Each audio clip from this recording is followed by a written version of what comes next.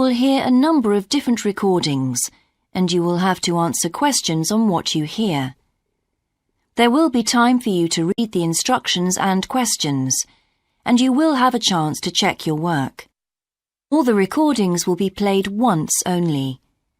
The test is in 4 sections.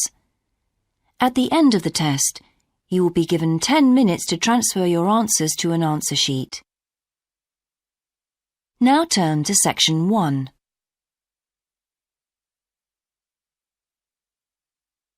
Section 1. You will hear a man telephoning to ask about a job in a hotel.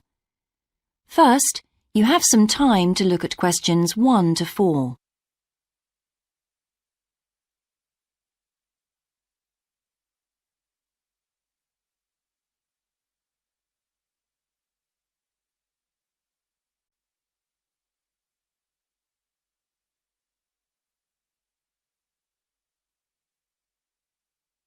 You will see that there is an example that has been done for you. On this occasion only, the conversation relating to this will be played first. Hello, West Bay Hotel. Can I help you? Oh, good morning. I'm ringing about your advertisement in the Evening Gazette. Is that the one for temporary staff? That's right. The advertisement is for temporary staff, so temporary has been written in the space. Now we shall begin. You should answer the questions as you listen, because you will not hear the recording a second time. Listen carefully and answer questions 1 to 4. Hello, West Bay Hotel. Can I help you? Oh, good morning. I'm ringing about your advertisement in the Evening Gazette. Is that the one for temporary staff? That's right. Yes, I'm afraid the person who's dealing with that isn't in today, but I can give you the main details if you like. Yes, please. Could you tell me what kind of staff you're looking for? We're looking for waiters at the moment. There was one post for a cook, but that's already been taken. Oh, right. What are the hours of work? There are 2 different shifts. There is a day shift from 7 to 2 and a late shift from 4 till 11. And can people choose which one they want to do? Not normally, because everyone would choose the day shift, I suppose. You alternate from one week to another. OK, I'm just writing all this down. What about time off? You get 1 day off, and I think you can negotiate which one you want. It's more or less up to you, but it has to be the same one every week. Do you know what the rates of pay are? Yes, I've got them here. You get £5.50 an hour, and that includes a break. Do I have to go home to eat, or...? You don't have to. You can get a meal in the hotel if you want to, and there's no charge for it, so you might as well. Oh, good. Yes, so let's see. I get £231 a week. You'd also get tips. Our guests tend to be quite generous. Before you hear the rest of the conversation, you have some time to look at questions 5 to 10.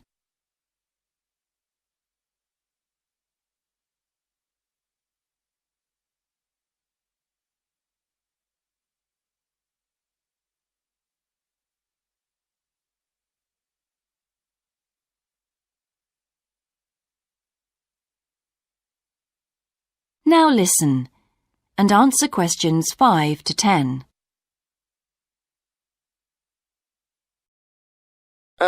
Is there a uniform? What about clothes? Yes, I forgot to mention that.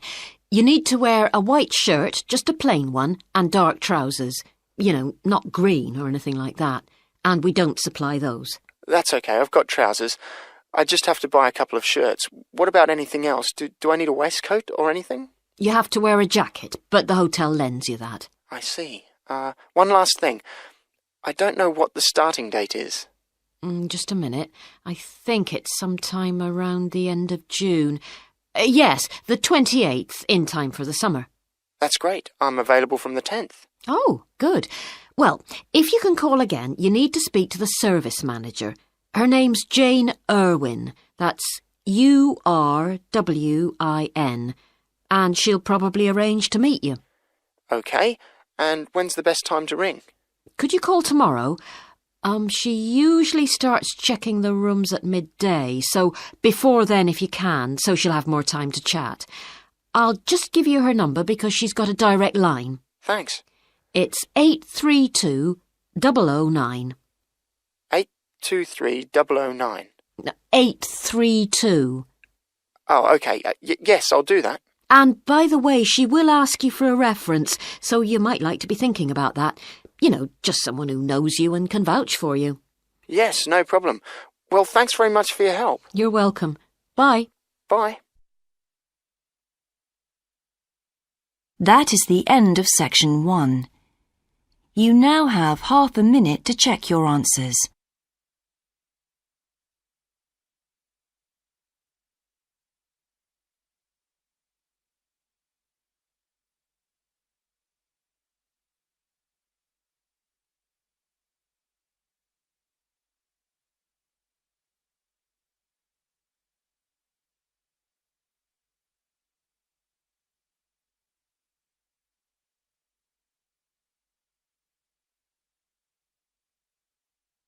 Now turn to section 2.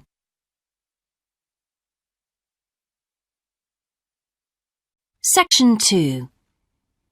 You will hear a man being interviewed on local radio about a plan to improve a suburb called Red Hill.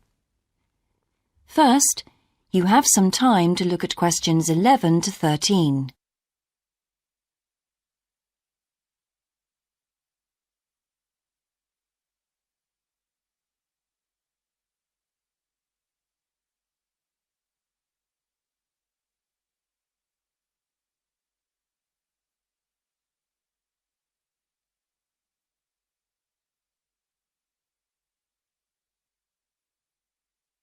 Now listen carefully and answer questions 11 to 13. Good morning and welcome again to Your City Today. With me today is Graham Campbell, a councillor from the City Council. He'll be telling us about the plan to improve the fast-growing suburb of Red Hill. Good morning, Graham, and welcome to the show. Good morning, Carol. Now, Graham, I understand that there has been a lot of community consultation for the new plan. Yes, we've tried to address some of the concerns that local groups told us about. People we've heard from are mainly worried about traffic in the area and in particular the increasing speed of cars near schools. They feel that it's only a matter of time before there's an accident as a lot of children walk to the school. So we're trying to do something about that. Another area of concern is the overhead power lines. These are very old and a lot of people we spoke to asked if something could be done about them. Well, I'm happy to report that the power company have agreed to move the power lines underground at a cost of $800,000. I think that will really improve the look of the area as well as being safer. That's good to know. But will that mean an increase in rates for the local businesses in that area? Well, the power company have agreed to bear the cost of this themselves after a lot of discussion with the council. This is wonderful news, as the council now has some extra funds for us to put into other things like tree planting and artwork. Before you hear the rest of the interview, you have some time to look at questions 14 to 20.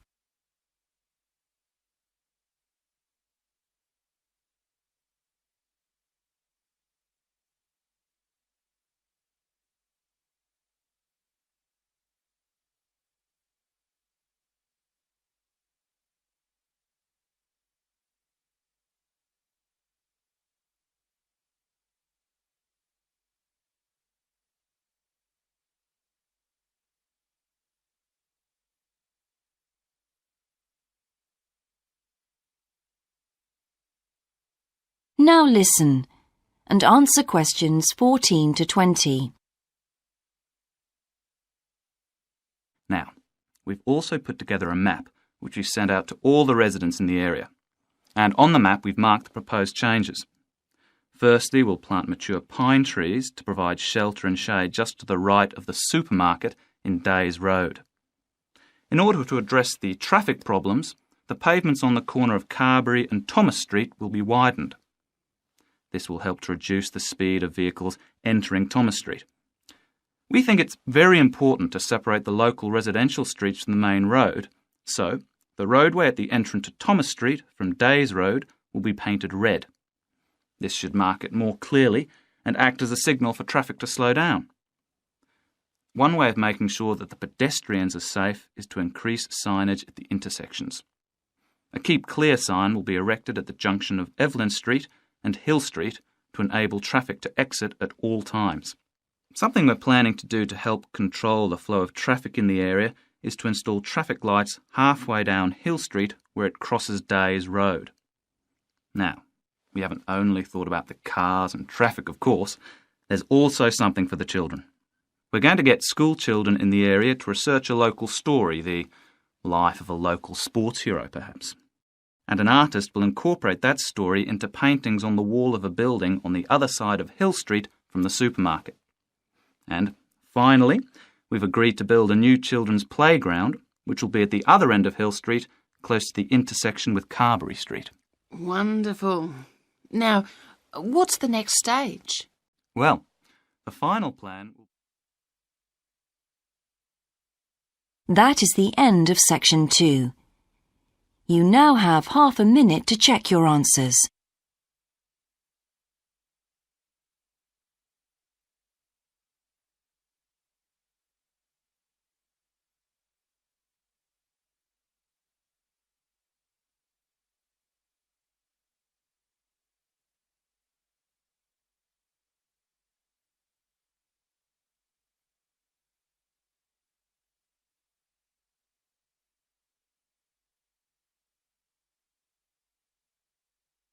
Now turn to section 3.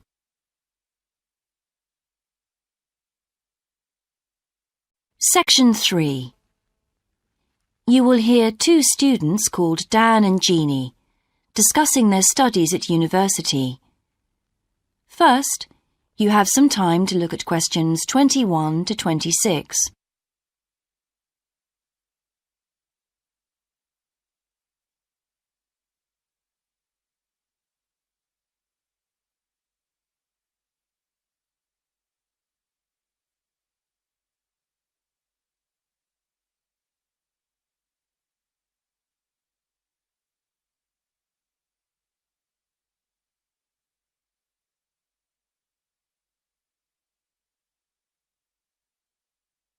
Now listen carefully and answer questions 21 to 26. Hi Jeannie, how's it going? Oh, hello Dan. Pretty well, thanks.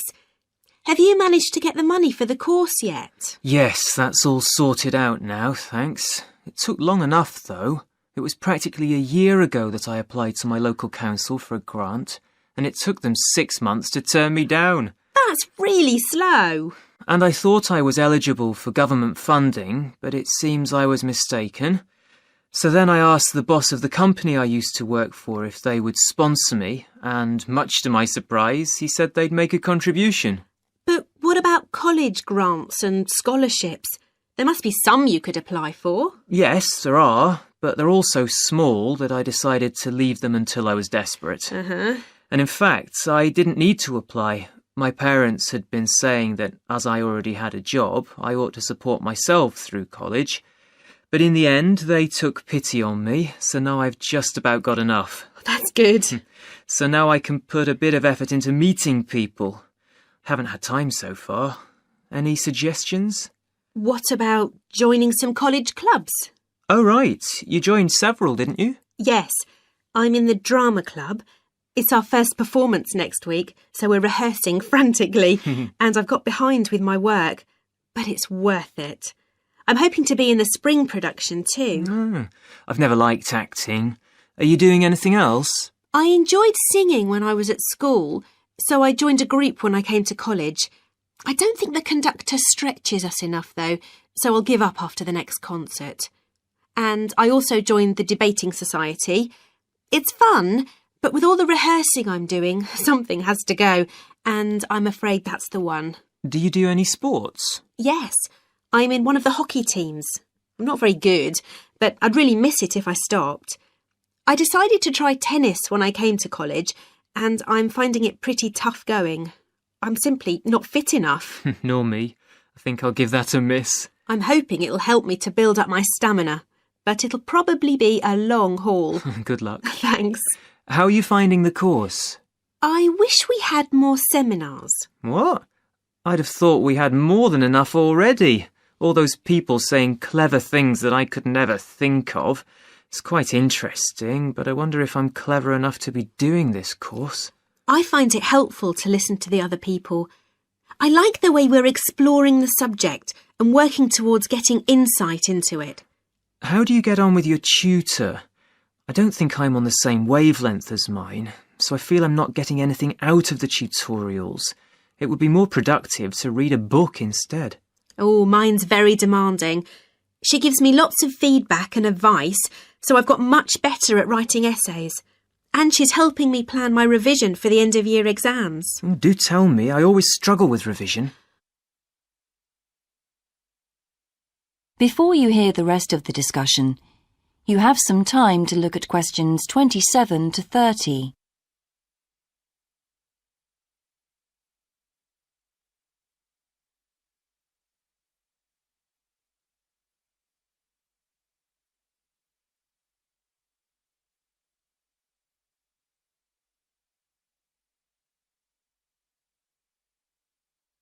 Now listen and answer questions 27 to 30. Well, the first thing is to find out exactly what's required in the exams. Would it help to get hold of some past papers? Yes, they'll help to make it clear. Right, I'll do that. Then what? Then you can sort out your revision priorities based on what's most likely to come up. I put these on a card and read them through regularly. Uh-huh. But that isn't enough in itself. You also need a timetable to see how you can fit everything in the time available. Then keep it in front of you while you're studying. I've done that before, but it hasn't helped me. Maybe you need to do something different every day. So if you break down your revision into small tasks and allocate them to specific days, there's more incentive to tackle them. With big topics, you're more likely to put off starting. Good idea. And as I revise each topic, I write a single paragraph about it. Then later I can read it through quickly and it helps fix things in my mind. Oh, that's brilliant. I also write answers to questions for the exam practice. It's hard to make myself do it though. Well, I'll try. Thanks a lot, Jeannie. That's a great help. No problem. See you around. Bye. That is the end of section 3. You now have half a minute to check your answers.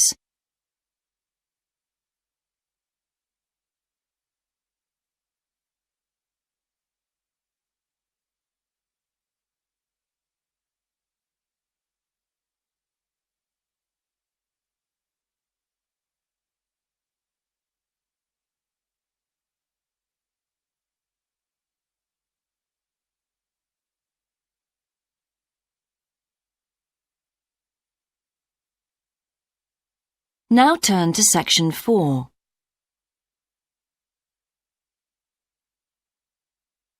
Section 4. You will hear a lecturer giving a talk about Australian rock art to a group of archaeology students. First, you have some time to look at questions 31 to 40.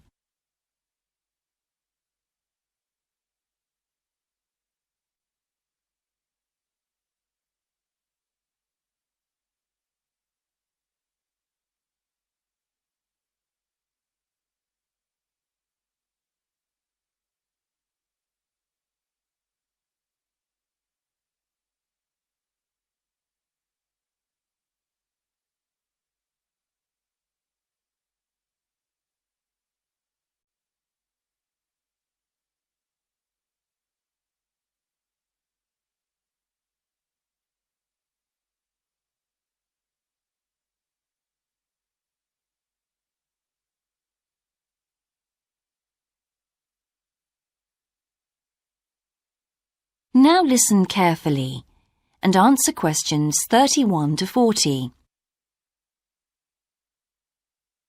Good morning, everyone. I've been invited to talk about my research project into Australian Aboriginal rock paintings. The Australian Aborigines have recorded both real and symbolic images of their time on rock walls for many thousands of years. Throughout the long history of this tradition, new images have appeared and new painting styles have developed. And these characteristics can be used to categorise the different artistic styles. Among these are what we call the dynamic, yam, and modern styles of painting. One of the most significant characteristics of the different styles is the way that humans are depicted in the paintings.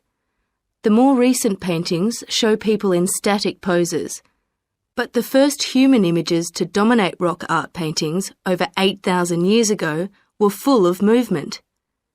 These paintings showed people hunting and cooking food, and so they were given the name dynamic to reflect this energy. It's quite amazing considering they were painted in such a simple stick-like form. In the yam period, there was a movement away from stick figures to a more naturalistic shape. However, they didn't go as far as the modern style, which is known as X-ray because it actually makes a feature of the internal skeleton as well as the organs of animals and humans. The yam style of painting got its name from the fact that it featured much curvier figures that actually resemble the vegetable called a yam, which is similar to a sweet potato. The modern paintings are interesting because they include paintings at the time of the first contact with European settlers. Aborigines managed to convey the idea of the settlers' clothing by simply painting the Europeans without any hands, indicating the habit of standing with their hands in their pockets. Size is another characteristic. The more recent images tend to be life-size or even larger, but the dynamic figures are painted in miniature. Aboriginal rock art also records the environmental changes that occurred over thousands of years. For example, we know from the dynamic paintings that over 8,000 years ago, Aborigines would have rarely eaten fish, and sea levels were much lower at this time. In fact, fish didn't start to appear in paintings until the yam period, along with shells and other marine images. The paintings of the yam tradition also suggest that, during this time, the Aborigines moved away from animals as their main food source and began including vegetables in their diet, as these feature prominently. Freshwater creatures didn't appear in the paintings until the modern period from 4,000 years ago.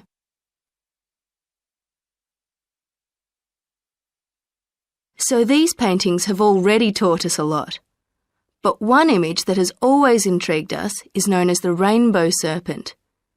The rainbow serpent, which is the focus of my most recent project, gets its name from its snake or serpent-like body, and it first appeared in the yam period 4,000 to 6,000 years ago. Many believe it is a curious mixture of kangaroo, snake and crocodile. But we decided to study the rainbow serpent paintings to see if we could locate the animal that the very first painters based their image on. The yam period coincided with the end of the last ice age. This brought about tremendous change in the environment, with the sea levels rising and creeping steadily inland.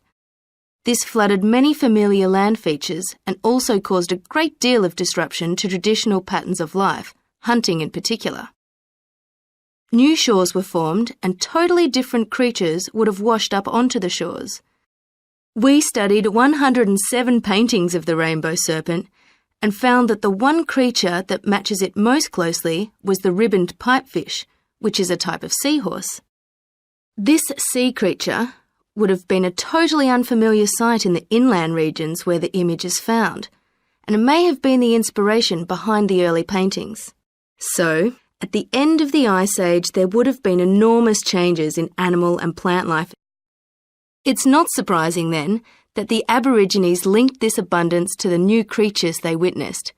Even today, Aborigines see the rainbow serpent as a symbol of creation, which is understandable given the increase in vegetation and the new life forms that featured when the image first appeared. That is the end of section 4. You now have half a minute to check your answers.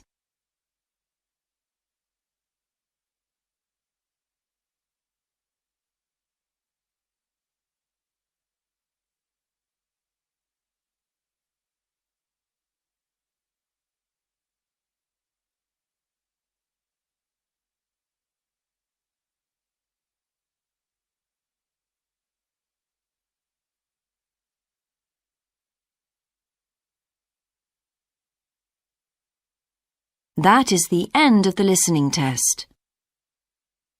In the IELTS test, you would now have 10 minutes to transfer your answers to the answer sheet.